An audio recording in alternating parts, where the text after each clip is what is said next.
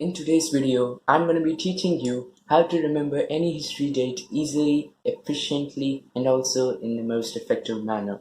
Now let me remind you, easily here means with a little practice, but after this practice, this is the most efficient method that I have ever explored so far.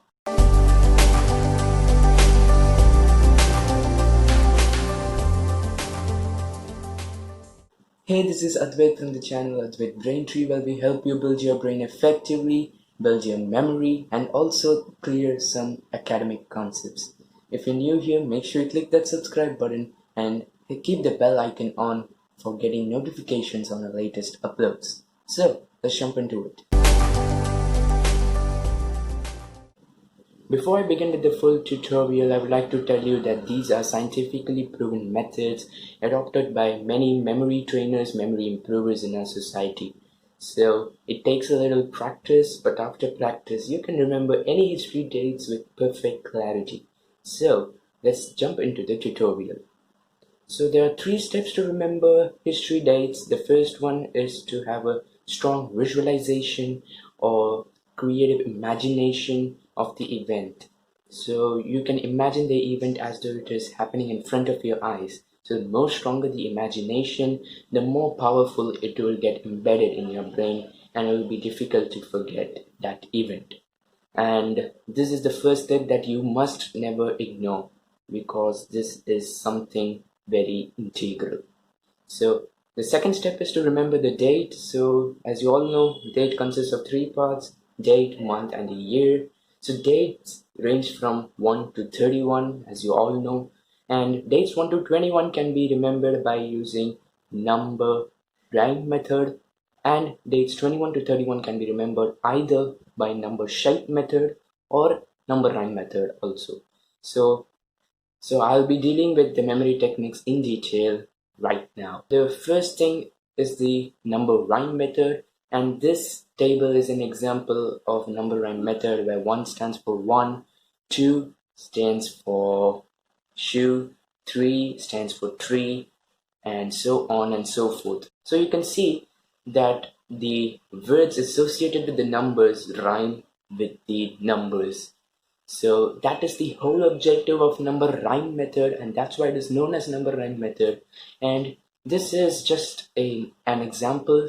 You can create your own number rhyme method table by following the objective that it should rhyme, and you should not be able to forget it. So now for the second thing is the number shape method. This table is an example again where 1 looks like candle, that is why it is associated with the word candle. 2 looks like duck, so it's duck, and so on and so forth. So you can see that the shape of the numbers looks almost like the shape of the words associated. So that is the whole objective of number shape method, and that's it. You can create your own number shape table as well, remembering the objective that it should almost resemble the number itself. Now, how to remember the month? Month has its own mnemonics, which you can create any sort of mnemonics, because January, what I think of is New Year, so you can associate it with New Year party. February, there's Valentine's Day, so you can associate it with a rose or a heart or something of that sort. And March, if you're an Indian, you know it is Holi, so you can associate it with holy colors as well. And if you're wondering what's Holi, it's a festival celebrated in India by using some colors. So now for the year should be remembered by using both phonetic peg system and the color code system. And I'll be dealing with this in detail right now. So this is the table of the phonetic peg system where the associated numbers have their own letters. So now here we can see 1 stands for T or D, 2 stands for N, 3 stands for M, 4 is R, 5 is L, 6 is J, 7 is K, 8 is F, 9 is P or B, and 0 is S. So now this may look pretty confusing, but there is a simple method to remember this, and Trust me, don't give up on whatever you're doing. This is the best method I have ever seen. This is the most efficient method. So just try it out once, and I'm sure you'll be able to remember any sort of history dates. So now how to remember this phonetic peg system? So one is associated with T or D, and T or D has only one stroke down. So 1. Small n has 2 strokes down, so 2. If you look at M almost resembles a 3, which is inverted some, it is flipped 90 degrees. So 4, it ends with R, so R. 5 is L, because in Roman numerals L stands for 50, so here L will stand for 5. So if you look at 6, if you look at the water image of 6, it looks like J, so it is associated. So for 7, 2 inverted 7s can form a K if you observe closely. Now 8, if you write F in a cursive manner, it almost resembles an 8. 9 stands for P or B. If you invert 9, it will look like P or B. And 0 is like S or Z, because 0 is like sun. And sun begins with the letter S, so S. So here is how to remember the dates using so many systems that I've taught.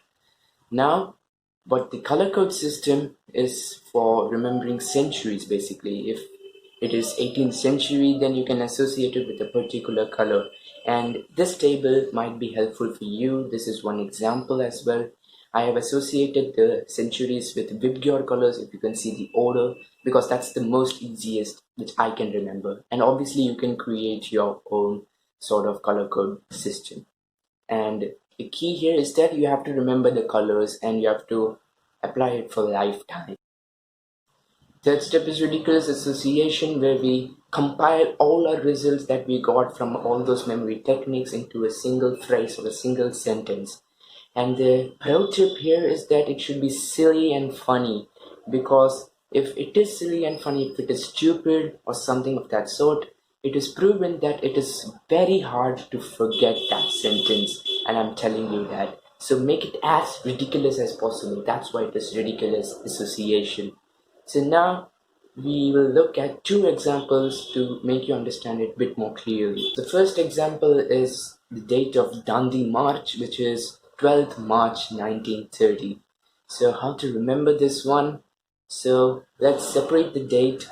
First, actually, you should have a strong visualization that Dandi March is when Gandhiji used to march to the coastal town of Dandi to create salt. So you imagine that event right now. So now for the second step is to remember the date. So if you look at 12, it's 12th March 1930. So if you look at 12, it rhymes with shelf. If you look at the number rhyme table. And March, you can associate it with the festival Holi, as I told you, month mnemonics. And 1930, you can separate 19 and 30. 19, that means the 20th century, can be associated with the color yellow if you look at the color code system. And 30, 3 stands for M in the phonetic peg system, and 0 stands for S or Z. We'll take S right now in the phonetic peg system. So if we add a syllable in between, it will sound like mess, M-E-S-S. So here's one way to remember. So if we now compile all the results and make a ridiculous association, which is the third step, you will get some sentence like Gandhiji was, walking with a dandi or a stick in his hand, but a crowd smeared holy colors which was brought from a shelf, and it created a complete mess. To make it simpler, you can just say Gandhiji marched with a dandi in his hand, and suddenly people threw holy colors all over him, creating a mess. And you can add shelf anywhere in the sentence. So this is one example how to make ridiculous association, and you might be wondering that it is very difficult to forget this sentence because it is so ridiculous. So now for the second example, it's the Battle of Buxar or whatever it is in 1764. Here there's only year, there's no date as in MDY, it is only Y. So it will be relatively simpler. So Battle of Buxar. So now we have to visualize the event that in some place of Buxar or whatever it is. I don't know the history. So if you know the history, you can just visualize the battle going on in front of your eyes. After you've done that, now you can remember the date. So 1764, separate them 17 and 64. 17, that means the 18th century, and 18th century is blue if you look at the color code system. So the third one is 64, which means 6 stands for J, 4 stands for R. So if you insert a syllable between, you can get jar or char or whatever. So if you look at 1764, it is blue and jar or char.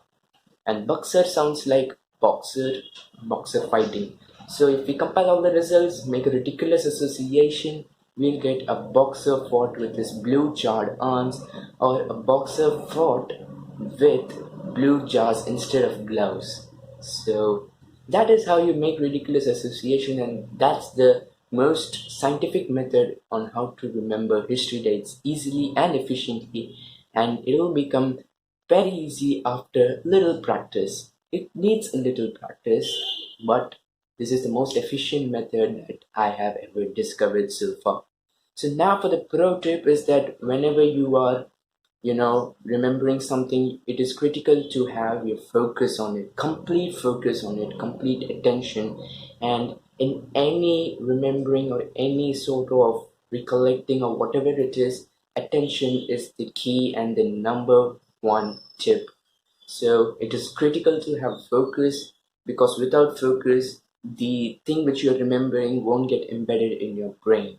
So that's it for today, guys. I hope you guys enjoyed this video.